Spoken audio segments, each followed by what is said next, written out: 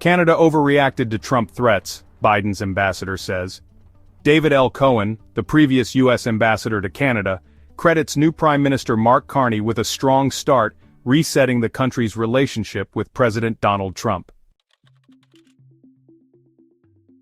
That's partly why Cohen, a former Comcast executive and ambassador during the Biden administration, remains optimistic about the country's friendship and an eventual cooling off in their trade war.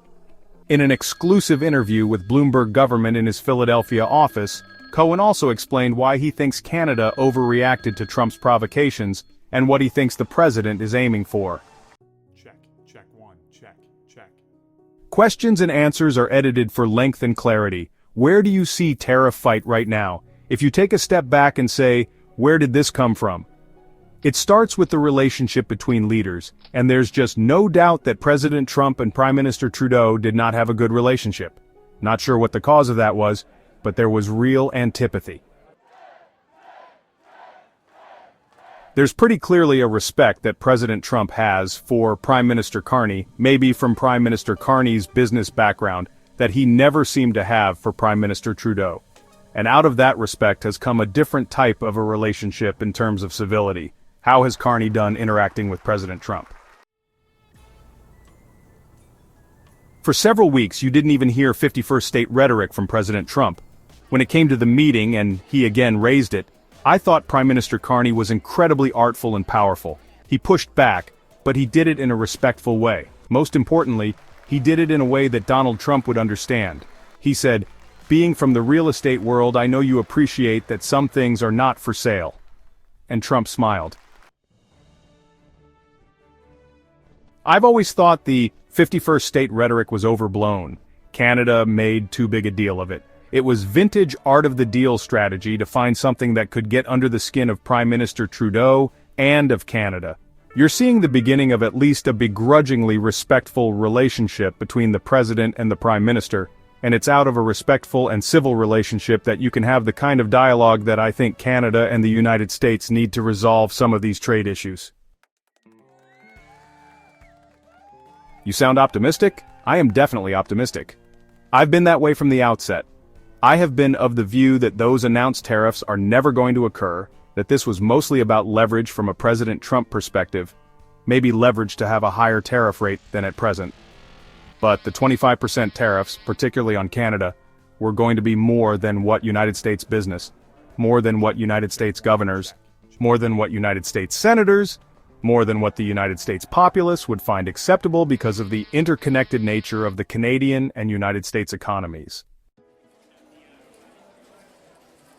I don't want to second-guess the Canadian reaction because it was an existential threat, but Mexican pushback was quieter, was not as public, was not as hysterical, and in the backing off of tariffs, Mexico and Canada were treated exactly the same. So you have to ask, what did the much more public and much more scary Canadian responses get Canada as compared to Mexico? And I would argue, nothing. What should Americans know about Carney? First of all, he's not a career politician. In that way, he's sort of like Donald Trump. This last election was his first election ever. He's an extremely successful business person. That does not mean that he had no political experience. As the head of the central bank of 2 G7 countries, he had to be engaged in a lot of politics. So you've got a politically seasoned, even if not politically experienced financial professional who is immensely respected by the business community, and you've seen the respect that he's been able to gain from Donald Trump. What do you see as an endgame? You've seen the beginning of a climb down. President Trump has already turned the heat down or off in many cases. Being optimistic, I think you will see a relatively low tariff environment between the United States and Canada. Some tariffs for some goods at some rates probably make sense, and by the same token, it's why a good, strong trade agreement as a complement to those tariffs is probably the right way to go. But that's not across-the-board tariffs, and it's certainly not 25% tariffs, it's certainly not 40% tariffs or 60% tariffs. This may be the kind of thing that you have to toggle, and toggle it at the same time that you're working on regulatory or agreement-based practices between our two countries. What do you think is Trump's bottom line? Canada is not the problem, and I think he recognizes that.